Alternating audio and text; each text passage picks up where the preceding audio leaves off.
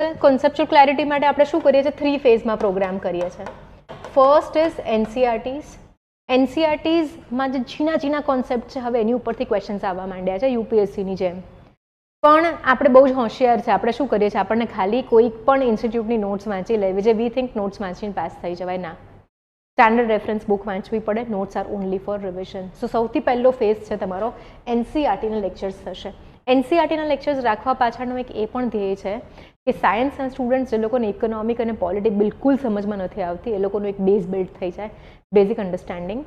અને સેકન્ડ ફેઝમાં જઈએ ત્યારે હું તો બધું બેઝિકથી ઉપર સુધી જ કરાવીશ, બટ આ બધા આપણે એક સેમ પેડેસ્ટ્રલ પર આવી જઈએ. કોઈના માટે કોઈ પણ વસ્તુ ડિસએડવાન્ટેજીસ ના રહેવી જોઈએ.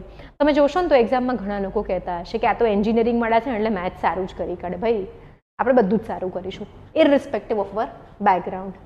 Awareness of surrounding. આપણે ધ હિન્દુનો લેક્ચર એવરી ડે એમાં મેન્સનું પણ ડિસ્કશન હોય, કેમ કોઈ વસ્તુ થઈ રહી છે. આજનું પણ ન્યૂઝપેપર આપણે કરીશું. સો યુ વિલ અન્ડરસ્ટેન્ડ કે ન્યૂઝપેપર કઈ રીતે વાંચવાનું. બિકોઝ ઘણા બધા લોકો કહે છે રોજ છાપું વાંચો, પણ છાપું કઈ રીતે વાંચો, શું વાંચવાનું એમાં, શું સમજવાનું એમાંથી, એ કોઈ નથી સમજાવતું. હમણાં જ મારી પાસે અમારી બાજુમાં જે કોચિંગ છે એની છોકરી આવી હતી કે મેમ બધા કહે છે ન્યૂઝપેપર વાંચો, પણ મને તો ખબર નથી પડતી શું વાંચો. પછી મેં બેસીને અડધો કલાક સમજાવી, પછી એને ખબર પડી કે મેમ હવે ખબર પડી ન્યૂઝપેપર કેવી રીતે વાંચવાનું.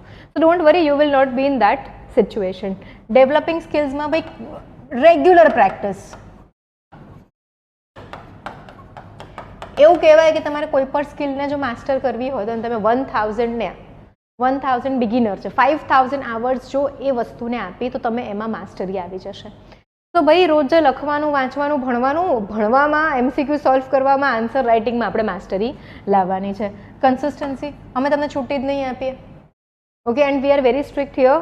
જે છોકરાઓ રજા પાડશે એ લોકોના પેરેન્ટ્સ સામે ફોન કરીએ છીએ. ટેસ્ટમાં ઓછા માર્ક્સ આવે તો પણ પેરેન્ટ્સને ફોન કરીએ છીએ. જે મેરિડ હોય એ લોકોના હસબન્ડ વાઈફને ફોન કરીએ છીએ. I am sorry to say this but yes, to me this is very very important. Okay, કારણ કે એક સેન્ટર ઓફ અકાઉન્ટેબિલિટી બધાની પાસે હોવું જોઈએ.